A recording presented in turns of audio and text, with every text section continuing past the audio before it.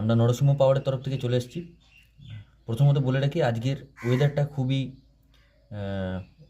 অবস্থা খারাপ, মানে সানলাইট ওঠেনি বললেই চলে।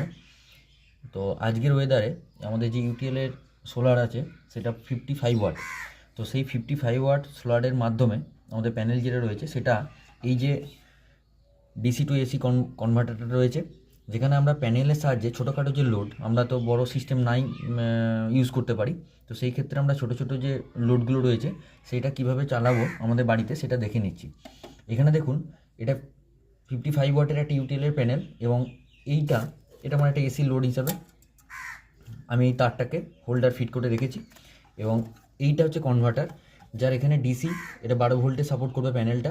তো ডিসি এখানে ইনপুট হবে এবং এই দিক থেকে আমার আউটপুট বেরোবে।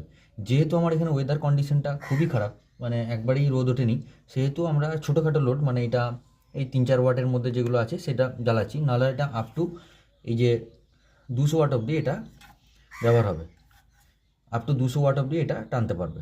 ঠিক আছে, তো আজকে দেখে নিই চলুন। প্রথমত আমরা একটা আউটপুটে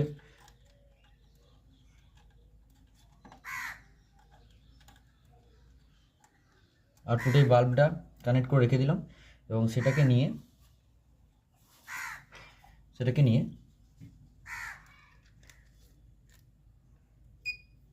দেখতে পাচ্ছেন, আমি যখনই প্যানেলে কানেক্ট করলাম তখনই দেখুন এখানে ল্যাম্পটা জ্বলে উঠল।